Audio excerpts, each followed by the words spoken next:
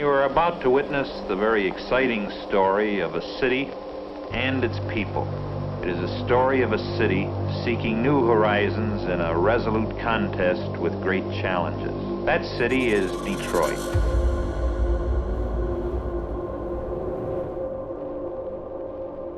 It was a long drive from Georgia to Detroit, but Shirley Patterson didn't mind.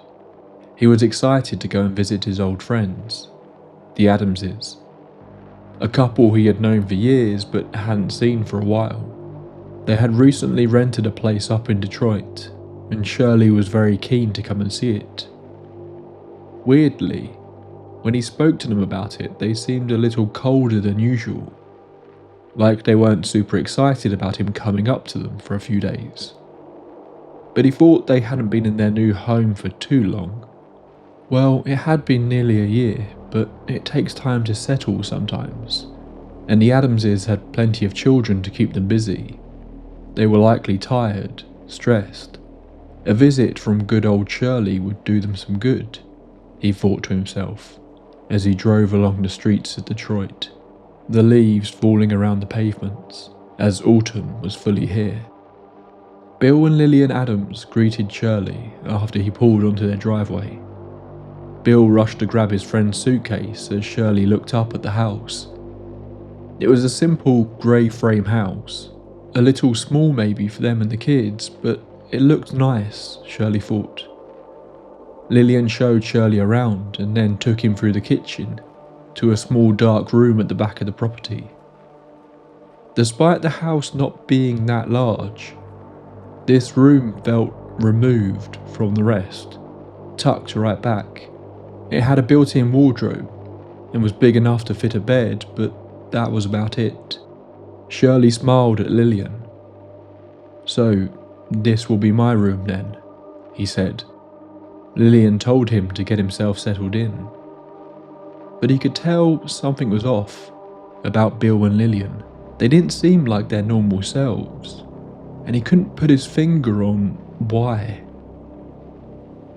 Bill Adams worked the midnight shift at the local Cadillac plant, so around 11:30 that night he headed off to work. It had been a long day, and Shirley said goodnight to Lillian before retiring to the guest room to get some much needed sleep. Shirley climbed into bed and rolled over to face the wall. He said it felt like he had only been laying there for a few minutes, but he could have easily fallen asleep with how tired he was. Suddenly, he felt someone grab him from behind, pulling on his side and flipping him over onto his back with such a sudden force it caused Shirley to jump up, terrified. At first he thought it was one of the kids messing around, but the strength. He didn't have long to play it over in his mind. There was no one else on his bed. No one that could have pulled him round like that. But he wasn't alone.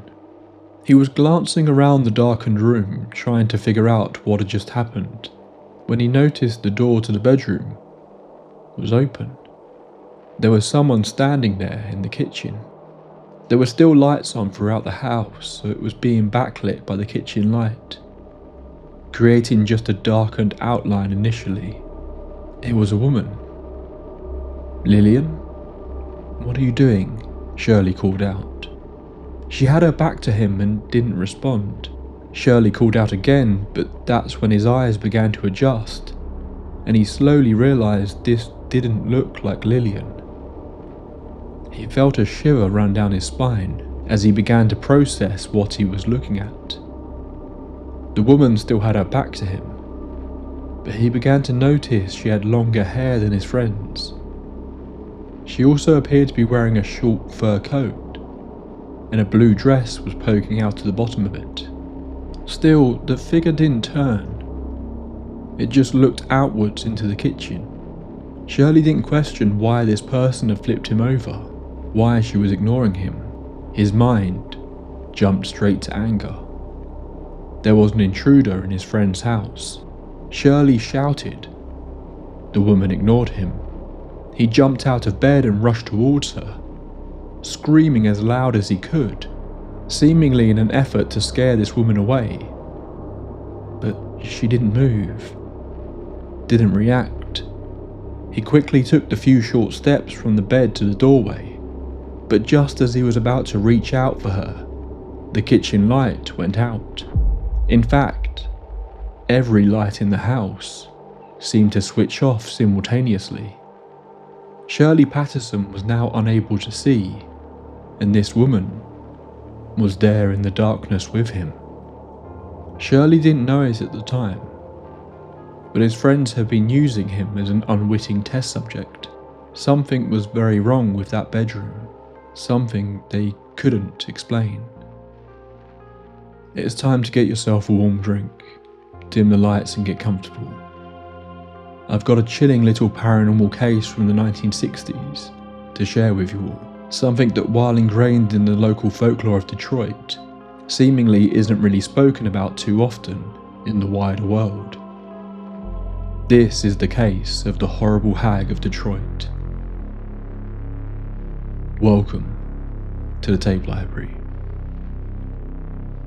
If you enjoy tales of the paranormal and the unexplained, I'm here every couple of weeks discussing famous cases.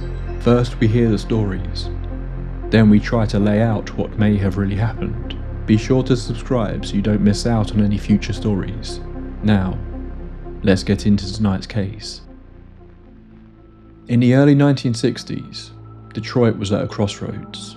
The city was still known as the motor capital of the world, a global symbol of manufacturing power, a place where factory shifts dictated daily life, and thousands of families relied on the automotive industry to survive. Radios were just beginning to carry the sounds of Motown. Assembly lines ran day and night. But many middle-class families were beginning to flee for the suburbs, leaving the rhythm of working-class life to shape the character of entire communities. Detroit was also entering a period of tension and transition. Economic pressure was growing. Social unrest was building. Beneath the surface of productivity and progress, many residents felt an unspoken sense of uncertainty, the feeling that the city was approaching a turning point. And that darkness just bubbling underneath the surface can be seen echoed in the city's many ghost stories and mysteries. Of course, some existed long before this period of time, and stuck around long after. But when viewed through this lens, it is interesting. Our ghost stories really do represent the worlds we grow up in. One of Detroit's oldest supernatural legends is the Nain Rouge, a small, grotesque, goblin-like figure whose sightings are said to foretell misfortune. While it didn't appear in any writings until the 1800s, the legend apparently dates back to the early 1700s, when Detroit's founder, Antoine de la Mothe Cadillac, reportedly encountered the creature. According to later retellings, a fortune teller had told Cadillac to appease the small red creature, but instead, Cadillac struck the being with his cane after it appeared before him, an act that some believed cursed both the man and the settlement that he governed. Over time, the Nain Rouge became linked in folklore to a series of calamities in Detroit's history, including fires, civil unrest, economic hardship, and the city's long decline. Descriptions of the creature vary, but it's commonly portrayed as short, red-skinned, impish and deformed, sometimes with glowing eyes and sharp teeth. Rather than behaving like a ghost, the Nain Rouge is typically framed as a malicious or trickster spirit, appearing briefly before vanishing. Meanwhile, standing on Woodward Avenue, there is the Whitney Mansion, now operating as the Whitney Restaurant. But unknown to many of its diners, it is one of Detroit's most well-known haunted historic buildings. Built in 1894 by wealthy lumber baron David Whitney Jr., the mansion has long been associated with reports of paranormal activity. Over the years, staff members and visitors have described unexplained footsteps, doors opening or closing on their own, cold spots, flickering lights, and that familiar sensation of being watched. Some witnesses claim to have seen apparitions, often described as a woman in period clothing, believed in local lore to be tied to the Whitney family or the mansion's early occupants. There have been UFO sightings, buildings, haunted lighthouses, pubs. Michigan as a whole feels overcome with a strange uncanniness running through its streets. But for tonight's case, we're going to be looking at a rather personal account. A case that took place over a relatively short span of time, reported by an ordinary working class family, documented in local newspapers, and centred on a small rental home on Martin Street. The house was perfect for what they needed. Sure, it was a little snug for Bill, his wife Lillian, their 5 young children and a small terrier dog, but it was a home, and one that was close enough to Bill's work at the Cadillac plant. We have to wonder if Bill didn't work nights, if the family would have realised something was wrong so quickly. The back room was small and dark. Just off from the kitchen, it felt totally separated from the rest of the house. So Lillian didn't want any of the children to have it. They would instead share the other bedrooms in the property. But Bill saw a use for this room. He had worked the night shift for years, but still he would often struggle to sleep during the day, and he was always worried about disturbing his family when he came home in the early hours of the morning. So he thought this was the perfect place for him to get some sleep on occasion, away from everyone else. Bill would stumble in and crawl into bed for a few hours to get some decent sleep, before he'd have to get up and be a dad again. But while having the separate room helped Bill fall asleep quickly, something was clearly playing on his mind, because Bill began to have nightmares. But these weren't just any nightmares. They were vivid, terrifying. The sort of dreams that would stay with Bill for hours after he woke up. They felt so real. Bill had never experienced anything like this before. On occasion he would jolt up in bed, and Lillian would come running, due to his piercing screams echoing around the house. But Bill wouldn't stop screaming when his wife came in. He would continue until his throat gave out, and he would come to his senses. Bill never seemed to want to talk about what was happening in his dreams, but he did briefly mention one where he found himself opening a door, only for a mutilated body to fall out, crashing to the floor next to him. The dreams got worse and worse. Bill couldn't sleep anymore. He would want to, but it was like his brain was fighting against it, trying to protect him from that world that lay just beyond consciousness. It grew so bad, Bill considered talking to a psychiatrist. He was very quickly unravelling. But then one day, he came back from the plant, glanced into the small dark room and decided against it. Instead, he crept into the master bedroom and laid down next to his wife. Bill fell asleep instantly. He didn't have a nightmare. The next day again, he slept in the main bedroom and was fine. Maybe it was just the comfort of being next to his wife. Maybe it was the change in environment. Bill didn't care what the reason was. He was just relieved to be free of the nightmares. Over time, Bill realised he only seemed to have the bad dreams when he slept in the back room. Bill and Lillian had ties back down south in Georgia. That was still where most of their friends and family were, so they didn't see them often. But in August of 1962, around 9 months after they had moved in, Bill's grandmother came to stay for the weekend. They set up the back room as a guest room, and she was happy to see the children after so long. After a long day together, everyone headed off to bed. Bill's grandmother wouldn't get any sleep that night. Every time she began to drift off, she was convinced that someone was making a noise in the room. At first, she couldn't quite figure out what was going on. Was it something outside the window? But after hearing it repeatedly, she began to realise it was the door. The door was shut, but it sounded like someone was trying to get in. Initially thinking it was the kids messing about, she went and opened the door, but there was no one there. As soon as she got into bed, it began again. The following morning, Bill came down to find his grandmother sitting at the kitchen table. She was shaking, her skin pale, eyes black. Bill asked her what was wrong. She told him there were terrible sounds in that room, that all night long she was kept awake. She was convinced that someone was trying to break into her room, but there was no one there. She couldn't explain it, she just said that she never wanted to sleep in that room ever again. She tried to shake off the events of that night, trying to reassure herself that there was a logical explanation, but she couldn't. She felt so uneasy she began the trip back to Georgia later that day, having only stayed for a single night. It was at this point that Bill and Lillian really started to put things together.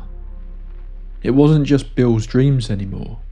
They hadn't said anything to their grandmother about that, and yet she felt uncomfortable in that room too. But it wasn't just her either. They then began to realise that the kids would run around the entire house playing, but they would never go into that back room. They had never been told not to, and none of them had ever raised any concerns about the room. It was like they just naturally avoided it. The dog too, normally always happy to follow Bill around, wouldn't step foot into that room. These small details had gone unnoticed until now, but this had all been the case since they moved in. 2 months later, their friend, although in some versions of this story he's referred to as a cousin, Shirley Patterson, came to visit. We obviously began with Shirley's encounter at the start of tonight's episode, but I didn't give you the full story. What Shirley didn't know was that Bill and Lillian were using him effectively as a test subject. Bill was described as a no-nonsense southern gentleman. He had a very practical, matter-of-fact way of thinking, and wouldn't be spooked easily if there was something that made people uneasy in that room. Bill and Lillian decided that if it happened to Shirley too, then maybe there really was something wrong with their home. Shirley was quoted in a later article confirming he didn't know anything about the room. He had no reason to be afraid. He was simply visiting his friends and spending a bit of time in Detroit. As we've already heard, Bill left for work that night and Shirley retreated to bed. Very soon after laying his head on his pillow, he felt himself being pulled over, practically turned around, seemingly by an invisible presence.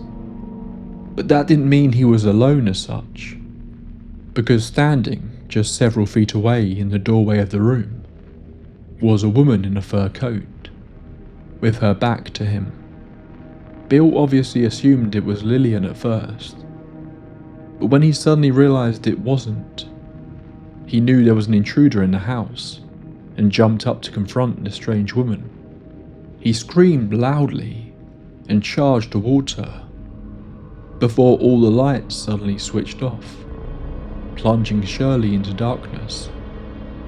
He stumbled about in the darkened kitchen, terrified, when suddenly the lights came back on. He was there, alone. He ran back to his room. There was no one in there. He rushed around the house, moving quietly so as not to disturb the children. No one. There was no woman. He went back to the kitchen and sat down, shaken by what had happened. All the commotion had caused Lillian to come out and see what was going on. Shirley looked terrified. Lillian had never seen the man like this before. Even before he spoke, she knew that something had happened with the room. Shirley opened his mouth and said, "I saw," but before he could get another word out, a sound came from somewhere else. It was like a wail. They later described it as something between a person screaming and an animal howl. This mournful, wailing groan. Both of them froze, looking around trying to figure out where it had come from. That's when they realised It sounded like it came from the back bedroom. The bedroom door was open. They could see into it. There was no one there. They glanced back at each other, speechless. Then the smell came. Both of them reported an overwhelming smell that made them retch and gag. Shirley stood up and walked towards the bedroom. It seemed clear the smell was originating from there, but he couldn't figure out what was causing it. The bedroom barely had anything in it.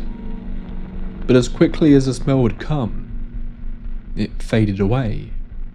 That's when they heard a new sound. A banging. It was coming from the utility room. The pair walked into the room and both saw it. There was a trapdoor in the utility room that led down to a partially dug out basement area. The door was heavy and left closed to stop the children from getting in. But the trapdoor was raising itself up several inches before crashing back down into place again, as if someone was trying to get in. That was when they called the police. The police turned up and searched the entire property, from the attic down to the basement, and they found nothing. There was not even a sign that someone had attempted to break in, nor anything that could explain the things that Lillian and Shirley had claimed to see. Bill Adams returned home that morning to find his wife and friends still awake, waiting up for him. They laid out the whole story of what had happened that night, but Bill couldn't accept it. Sure, he'd had nightmares. Sure, he felt uneasy in that room, but this was a whole other level. Were they suggesting this was a ghost? Bill couldn't believe that. He was quoted as saying, "I am a grown man with a family. I've been in the army. I just couldn't convince myself there was anything to it." Bill hadn't slept in the back room in months at this point, but after Shirley's story he decided he had no choice but to confront this phenomena himself, to see if there was any truth to it, to see if he could figure out what was really going on. That night at about 7:30 p.m, Bill went to the back bedroom and laid in the bed. The children had been sent to bed. Lillian and Shirley sat in the living room in nervous silence, waiting to see if anything would happen. Bill laid there, facing the wall just as Shirley had. He was there for a while, unable to sleep, but not feeling anything unusual, when he suddenly heard his wife in the room. Bill whispered to her that she needed to leave him alone to do this, that he didn't think this thing would show up if they were both in there. As soon as he spoke, Lillian, or at least who he thought was Lillian, stopped moving. The room was silent. He didn't hear her leave. It was like she just stopped moving. Slightly annoyed, Bill turned around to see what his wife was doing. There, right next to the bed, just inches away from him, was a face. A twisted, grotesque face of a woman who hadn't been in our world for quite some time. Bill said it was like her eyes stared past him, like it was looking in his direction but maybe not at him exactly. But that is when its mouth began to move, as though it were about to talk. All that came out was a hissing noise and a horrible, foul stench. To call it fear would do a disservice to Bill's reaction to seeing this. He jumped out of bed, screaming, running out of the room as fast as he could. Lillian and Shirley came rushing out to the kitchen to find Bill wailing like a madman, pulling chunks of his hair out. What he had seen was impossible.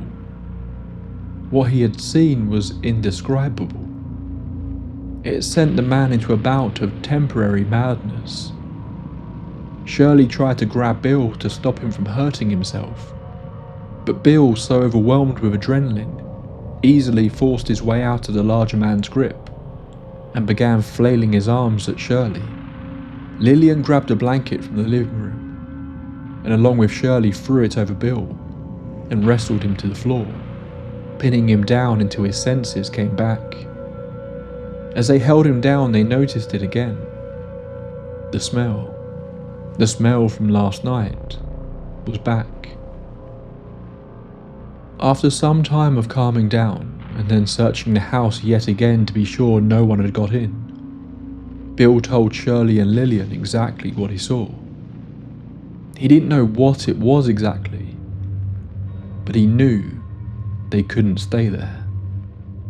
1 hour later, the house on Martin Street was empty. They had grabbed the children from their beds and fled to Lillian's parents in Dearborn. They never wanted to go back to that house again.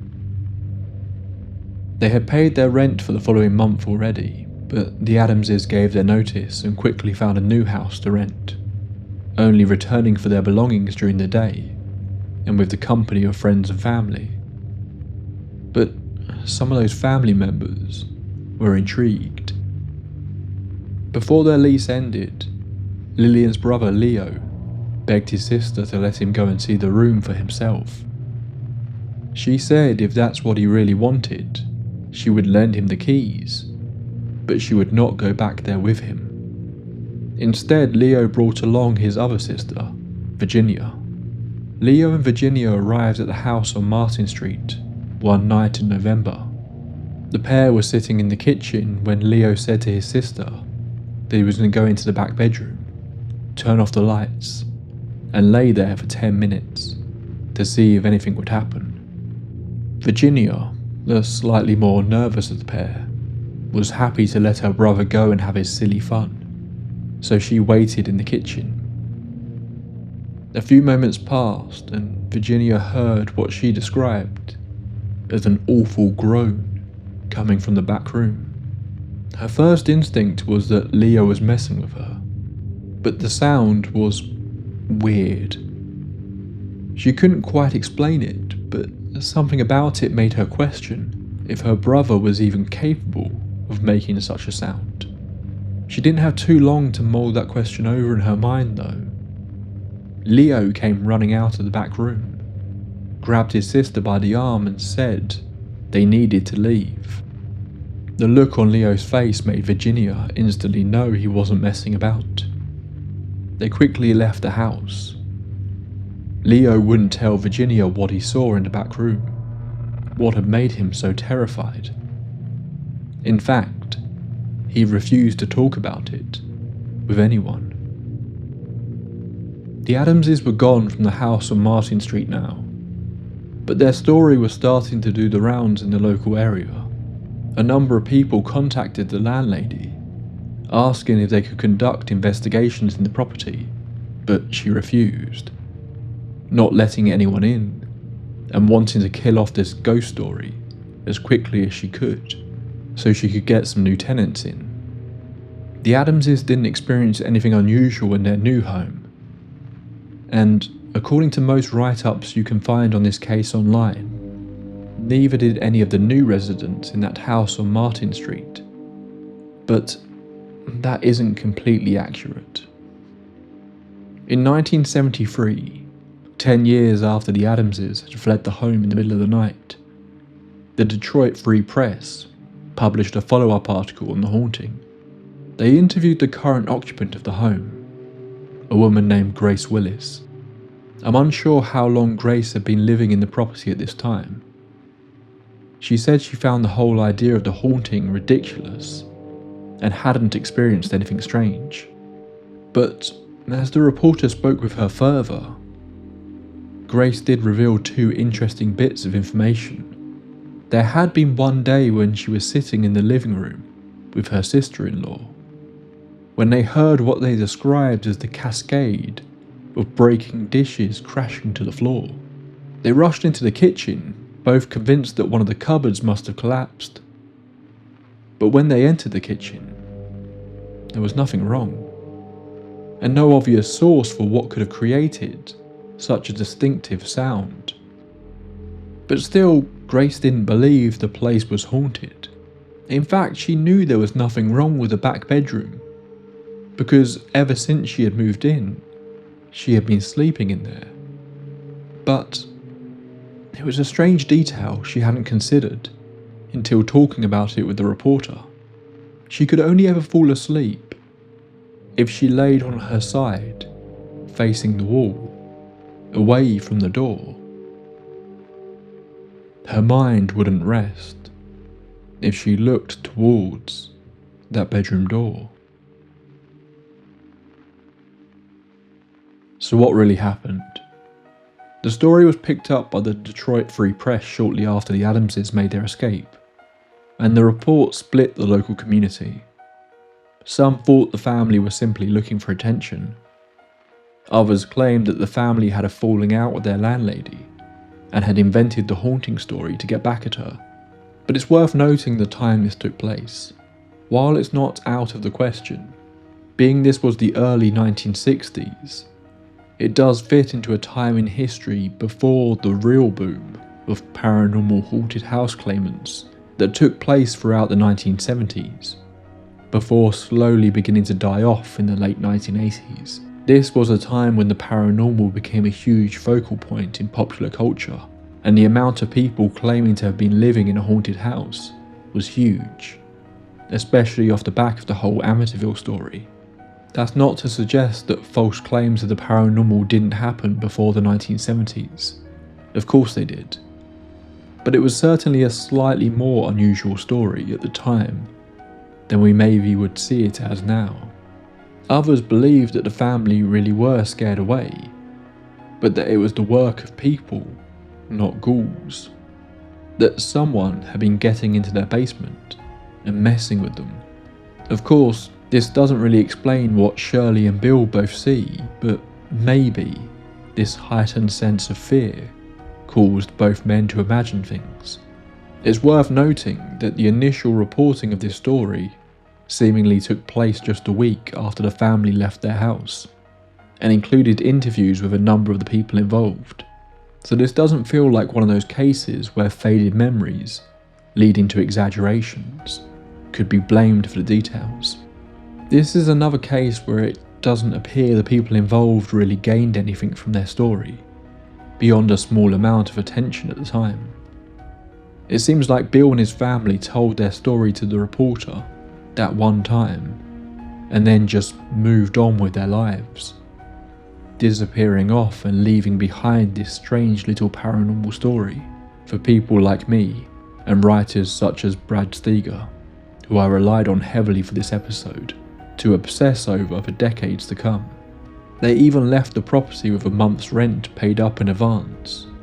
So if this were a hoax, they effectively lost money to pull it off. Could they have just made it up? Of course. But I like to try and give people the benefit of the doubt in stories like this. So what else could it have been if not a hoax?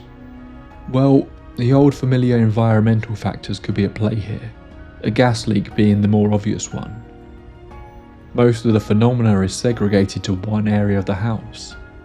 It starts out with a feeling of unease and paranoia, but escalates over time. The more vivid moments that could be hallucinations are accompanied by a strong smell. There is also the fact that the landlady wouldn't let anyone investigate the property. Was this due to her not wanting to entertain the idea of ghosts? Or was she trying to cover up a potentially dangerous home environment before her next tenants moved in? Bill only sees the hag after Shirley claims to have seen a woman in the house. Did Shirley's sighting play on Bill's mind and influence his hallucinations on that last night? But if this were the case, it's interesting that it is Shirley who suffers the most vivid hallucinations, at least up until that point, within just a few moments of being in the room. But Bill was the one who was sleeping in that room for weeks, if not months. And if their story is accurate, both Lillian and Shirley witnessed the moving basement trapdoor and groans coming from the bedroom together, suggesting that, at the very least, could not be a simple hallucination. So, what if this truly were paranormal? It's interesting how here, as in so many similar cases, the phenomena grows stronger the more that attention is paid to it. Bill was having nightmares and feeling uneasy, but he only saw the apparition when he was at a point where he wanted to face it head on. The various visitors to the house that experienced stuff didn't know about the apparent haunting, but Lillian and Bill were becoming increasingly aware of it, and the more it plays on their minds, the more vividly the activity appears for others as well. I'm so curious to know if there was truly no further activity after the family left. We obviously hear a few little details from the resident in the 1970s, but if the landlady was trying her hardest to keep this story quiet, I'm curious if there are other stories that just haven't come to light. I wonder how many other residents of the home left soon after renting the place out. It appears the house is still standing today, although how much of it is the original property and how much has been completely redone is unclear. There is something to me about this story that, if we take it at face value, I find genuinely chilling. But it's not the experiences of any of the people in the story that bother me. It's the entity that is now commonly referred to as the Horrible Hag of Detroit. While the interactions with her seem to terrify the people around her, the entity itself never really seems to do anything cruel. Bill has terrible dreams. He sees a body in at least one of them. They hear her make sounds. The grandmother is convinced that someone is trying to come into the room. Someone is trying to get out of the basement. On that final night, she opens her mouth, apparently to try and speak, but all that escapes her lips is a hiss. Sure, tales of demonic hauntings are terrifying in their own way, or the chaos of a poltergeist infestation, but a case like this really gets to me. Because what if the hag, as they call her, isn't some malevolent presence? What if she is trapped in our world, desperately trying to communicate with the people in this reality that she once called home, but no matter how hard she tries, she just can't. All she creates is fear, trapped in her own personal hell, unable to call out for help. It makes you wonder, whose body was Bill dreaming about? And if that basement under the trapdoor is only partially dug, what could be buried in the ground?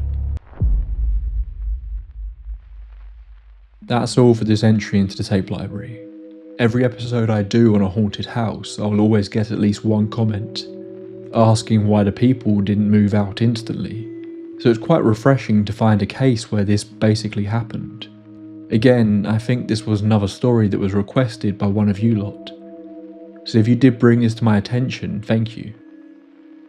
As always, I want to hear your thoughts and theories on this case in the comments below. So let me know what you think happened here. I know I don't always get to reply to everyone, but I read almost every comment at the very least, and I massively enjoy the conversations around these topics. Time to wrap up for another night. Of course, if you enjoyed this episode, be sure to subscribe so you don't miss out on the next one. If you want to help me out with just a couple of quick clicks, you can like this video if you're watching on YouTube, or if you're listening to the podcast, then leave me a 5-star rating. I know it gets boring hearing this every episode, but it does massively help me to reach people on these platforms. If you ever want to support the show and get a few little perks in return, you can do that through Patreon or YouTube memberships. Again, I'm a little unsure where we're going with the next episode. I've got a few different possibilities. But I'll be back next week with another episode of Night Drive Paranormal. So if you want more creepy stories from me, be sure to check that out as well. Until next time, my friends, pleasant dreams. This episode was made possible from the kind donations of members on Patreon and YouTube.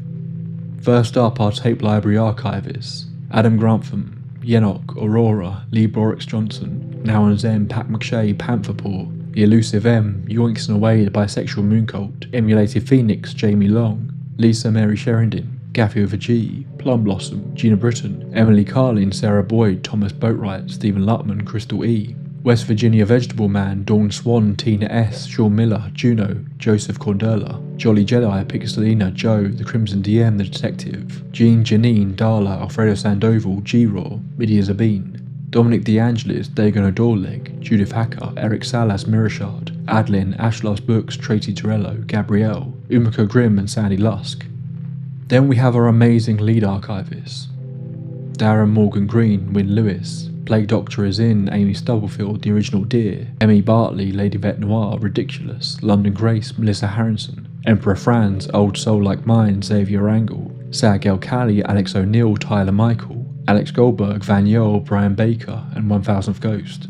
And our insanely generous Grand Overseers: Harrison the Yoga Lord, Leah Carmela, Bad Diddley, Katie, Morning Rain 2619, Agent 355, and the one you'll stick around to hear, Queen of Flatulence. A serious massive thank you to all of those people for being just a lovely bunch, and all my junior archivists on Patreon and you wonderful members on YouTube. You guys all keep the lights on in the tape library archives. If you want to join us, then please check out the Patreon link in the description. Thank you.